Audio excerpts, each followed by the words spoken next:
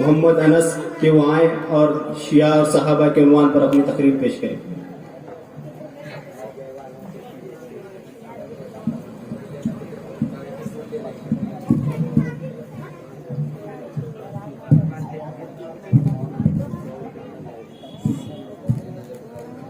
السلام علیکم ورحمۃ اللہ وبرکاتہ. بسم اللہ الرحمن الرحیم. الحمد للہ رب العالمین والصلاة والسلام على سید المرسلین وعلى آلہ واصحابہ اجمعین.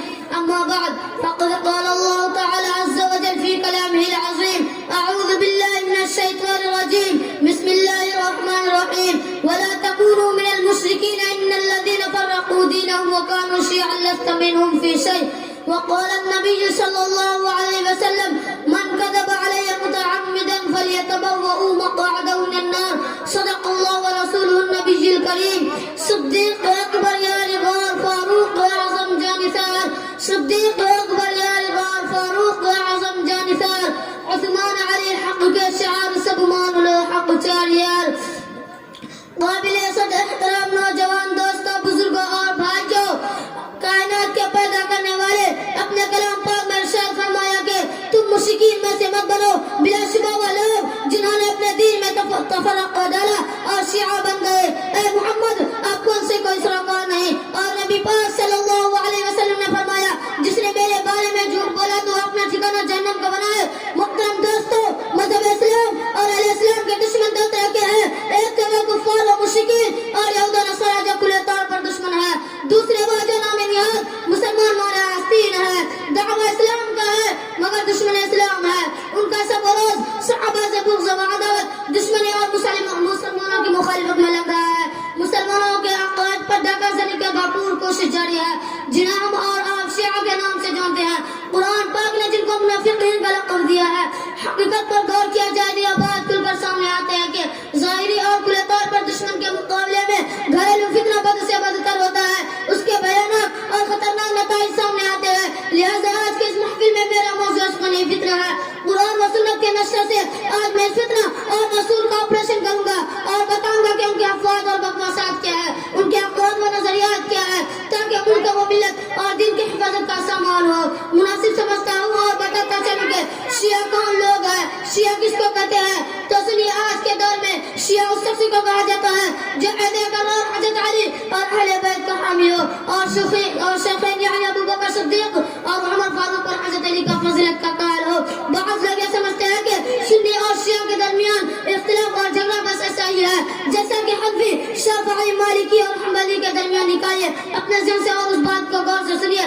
اگر شیعہ کتب کا بغور مطالعہ کیا جائے تو صاف پتہ چل جائے گا کہ کلمہ اسلام سے لے کر تیمم تک ہمارا ان کا اختلاف ہے. سارے باتوں کو اس مختصر سے وقت میں بیان کرنا ناممکن ہے، مگر مختصر طور پر بتا دینا چاہتا ہوں اور مسلم نوجوان کے دل و دماغ میں نفرت شیعہ کوٹ کوٹ کر بھر دینا چاہتا ہوں. شیعہ کے اذان ہم سے الگ، نماز الگ، حج الگ، زکات کا طریقہ الگ، ان کی سحری اور افطاری ہم سے الگ. ہمارے مسجدیں ہیں، ان کے امام بارے ہیں، ہمارے رہبر اور ہیں، ان کے رہبر اور ہیں. کہتے ہیں خدا جاہل اور بھولنے والا ہے، خدا صحابہ رسول سے ڈرتا ہے، اپنے اماموں کو نبیوں سے افضل اور برتر بتاتے ہیں، ختم نبوت کے منکر ہے، قرآن کو ناقص بتاتے ہیں. شیعہ کا عقیدہ ہے کہ جھوٹ بولنا کا ثواب ہے، غیر مسلم عورتوں کو ننگا دیکھنا جائز ہے، جنازے میں بدعا دینا جائز ہے، مسلمانوں کو دھوکہ دینا سنت حسین ہے، عورتوں سے لباس و فعالی جائز ہے، مذہب شیعہ میں زنا جائز ہے.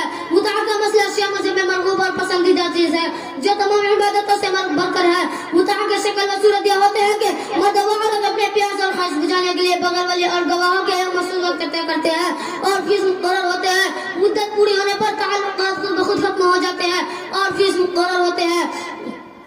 مدت پوری ہونے پر تعلقات خود بخود ختم ہو جاتے ہیں اور عورت روٹی، کپڑا اور مکان وغیرہ میں سے کسی کے مستحق نہیں ہوتے. کہا جاتا ہے جو شخص ایک بار متعہ کرے گا جنتی ہوگا. جب کوئی متعہ کرنے کے لیے عورت کے پاس بیٹھتا ہے تو ایک فرشتہ کی حفاظت کرتا ہے اور دونوں کا آپس میں گفتگو کرنا تسبیح کا درجہ رکھتا ہے. جب دونوں مرد عورت ایک دوسرے کا ہاتھ پکڑتے ہیں تو انگلیوں سے گناہ ٹپک پڑتے ہیں. جب مرد عورت کا بوسہ لیتا ہے تو ہر بوسہ پر من جانب اللہ جو عمرہ کا ثواب ملتا ہے. جب دونوں جماع اور صحبت میں مشغول ہوتے ہیں تو پروردگار عالم پہاڑوں کی برابر ثواب عطا کرتا ہے. پیارے دوستو، شیعہ لوگ کہتے ہیں قرآن